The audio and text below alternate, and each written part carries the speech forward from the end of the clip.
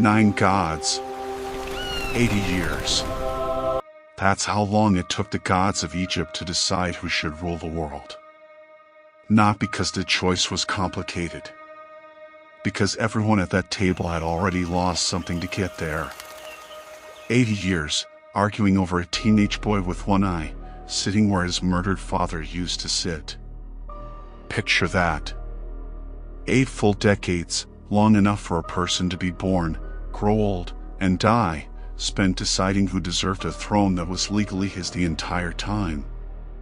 Turns out, being right was never going to be enough. What does it actually cost to finally win? Horus, the falcon god of the sky, looked exactly like you before any of this happened.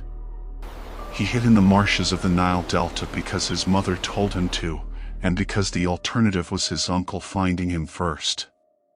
He learned to go still when men with red hair passed the reeds. He learned to read his mother's face for a fear she never let him see twice. Same instincts you'd have. Same nights spent listening for footsteps that weren't there yet. His mother, Isis, the goddess who never once stopped protecting him, raised him alone in that marsh disguised as nothing more than a poor woman with a sick child, because a queen with a royal son was a target, and a beggar with a baby wasn't. Once, a scorpion found him anyway, and he nearly didn't survive the night. Nobody warned her the danger would come from something that small. His father, Osiris, the murdered king Egypt was never allowed to properly mourn, was already gone. Murdered by his own brother. And Uncle Horus had never met but somehow already knew, the way you know a storm is coming before the sky changes. Some nights, Isis turned herself into a kite, a small hunting bird, and circled the reeds above him until dawn, silent, because a shadow with wings draws less attention than a mother who never sleeps. He grew up learning magic in whispers, taught in pieces by a mother who couldn't risk teaching him everything at once, in case someone was listening who shouldn't be. There was one thing his mother never told him. Not yet. The exact shape of what getting that throne back would cost him. But here's what almost nobody tells you about this myth. The tribunal convened. Horus versus Set, the red-haired god of chaos and storms. The throne of Egypt sitting on the table between them, and 9 gods deciding who would sit on it. From the underworld, his murdered father kept writing to the gods, patient, insisting his son deserved the crown. His letters didn't ask for pity. They asked one plain question: if a murderer inherits everything, what exactly does the underworld exist to punish? Even Ra, the sun god presiding over the whole tribunal, spent years leaning towards Set instead of the boy with the missing eye, because Set, whatever else he was, had never lost a fight in his life. Set argued the throne belonged to whoever survived a contest. So they built one contest after another. They built boats out of stone to race down the Nile. Horus won, because his boat only looked like stone. Underneath, it was wood, painted, floating on a trick. Turns out, Set never once considered that his nephew might simply outthink him instead of outfighting him. Twice they turned into hippopotamuses and tried to drown each other in the river, until even Horus's own mother couldn't watch anymore and stepped in to stop it. Then it stopped being a contest. It became personal. Set attacked him directly and tore out one of Horus's eyes. Not to kill him. To make sure he'd never see that throne the same way again. What was left wasn't just a wound. It was proof of exactly how far his own family was willing to go to keep him from what was his. Thoth, the ibis-headed god of wisdom, found the pieces of that eye scattered across the sand. He didn't restore all of them. He restored what could be made whole. Horus had to rule with the rest missing. Even his mother wasn't above using tricks of her own, once disguising herself as a grieving widow just to get Set to publicly condemn his own claim to the throne without realizing it.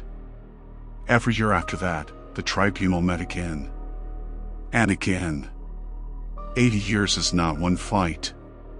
80 years is growing up in public, one humiliating verdict at a time, in front of the same gods who kept deciding you weren't ready yet.